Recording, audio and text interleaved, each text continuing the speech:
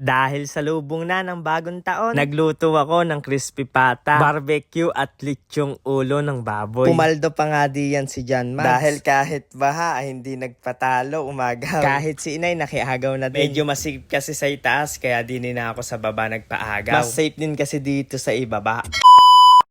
Hi mga katrops, magandang buhay! Happy New Year ho sa atin lahat. Pagkagising ko, ako ay magkakapilang muna mga katrops para naman may energy na yung aking katawan. Magluluto pala ako ng aming kakainin mamaya sa salubong ng bagong taon. Crispy pata, lechon ulo ng baboy, barbecue at saka hotdog. Saka magluluto din kami ng garlic butter shrimp. Akin munang imamarinate yung barbecue mga katrops. Tapos isusunod ko na diyan yung pata, palalambutin ko. Buti pa yung pata ay kayang lumambot kahit medyo may katagalan. Ikaw kahit gaano katagal ay hindi man lang mapalambot. Ay pero lang Maaga-aga ako nagluto ngayon mga katrops. Nagkape nga lang ako at hindi na ako namandaw. Bali 2 araw na ako walang huli kaya hindi ko na muna pinandaw ngayon. Ay akin munang pinahinga. Sana ngay hindi umulan mamayang salubong nang ako'y makapagpalipad mamaya ng drone. Para makita natin mamaya yung mga nagpapaputok po ng mga fireworks. At dahil meron na nga tayong kubo din sa farm mga katrops ay din na ako magbabagong taon. Balik ko napapansin nyo ho noong mga nakaraang araw mga katrops ay wala na palang tubig diyan sa daan ng aking kubo. Kaso lang ay bigla ho nag-high tide tayo na stuck na naman yung tubig simula ho yan nung Pasko. Kaya ngayon bagong taon, ayan binaha tayo din sa atin farm. Lechon belly ho yung akin niluto noong mga nakaraang araw. Kaya ngayon ay lechon ulo naman ng baboy. Ay akin ho yan pakikrispihin saka ho itong pata. Si Itay naman ay suman yung kanyang lulutuin at sila inay naman ay doon na daw magluluto sa bahay ng pasta pang spaghetti. Kami nila Itay at kuya ay dini nagluto sa farm. Napansamantalang naging pala isda.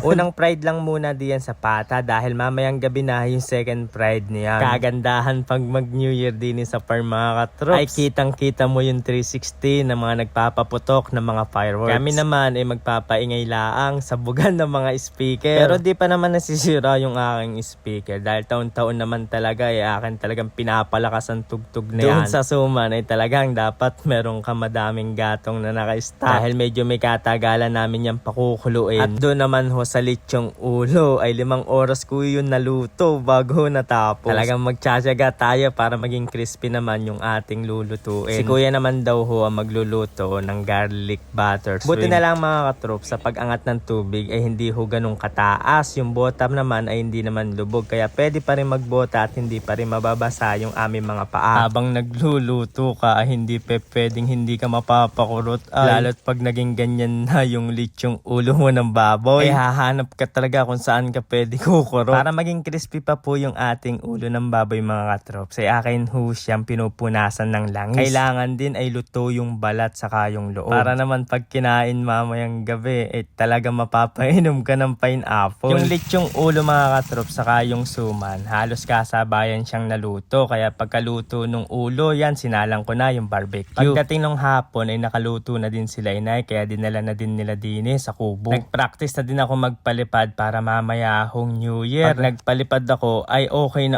na hindi na ako mangangapa. Buti na lang talaga hindi umuulan saka hindi ho ganun kalakasan yung hangin. Sana laang hanggang New Year ay wag umulan para makapagpalipad at makakuha ako ng maganda mamaya ng fireworks. Nung nakompleto na kami ayan isa-isa na kami nagpicturan. Para hindi naman boring at tahimik, ayan, nag-isip muna ako na may papalaro at wala pa nga maisip. Tuwa pa nga yung mga pamangkin ko at sumayaw na lang na sumayaw. Ang naisip kong palaro mga katrops ay kakanta ko ng Totoy Bibo at kung ano ho yung magiging score ko, yun ho ang paglalabanan. Kung sino mas tataas doon sa score ko ay magkakaroon ng 100. Kaso lang ay 75 yung naging score ko. Parang nalugi ako doon. Ay hindi man lang lumaban. Yung pamangkin ko ay lumaban. 77 ang score, muntik pang matalo. At dahil wala na akong maisip na palaro at hindi nga nakahanda, ayan, nagpaagaw na lang huwa ko ng pera. Dahil medyo masikip sa itaas mga katroops at pwede ka mauntog kung saan di yan, ay sa baba na ako nagpaagaw. Para na din sa safety namin. Yun nga lang ay merong tubig sa ibaba. Pero talagang palaban to sila kahit may tubig. Agaw!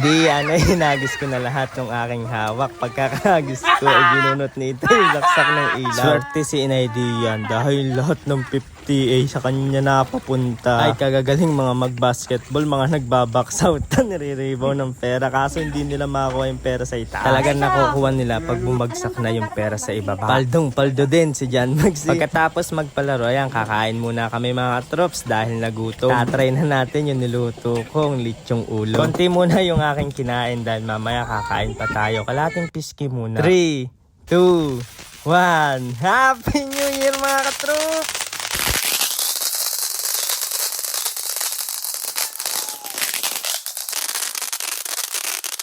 11:30 pala nung bumugsak yung ulam mga katrop. Sabi ko, nako, hindi na ako makakapagpalipad ng drone. Hindi na ako makakuha ng maganda-gandang kuha sa itaas. Pero okay lang yan, makakakuha naman tayo ng maganda sa ibaba. Ito ang unang New Year namin sa kubo. Di man ako nakakuha ng video sa taas. Ayan, nakita ko naman yung mga fireworks dito, 360 sa aming kubo. Ay solong-solo pa namin dito. Fountain, trotot, sa malakas na sounds, okay na sa amin mga katrops. Kahit umulan, ay talagang sasalubungin natin ang New Year. Sasalubungin na isang masarap na itim na kape. Kaya, Happy New Year ho sa ating lahat mga katrops. Love, love!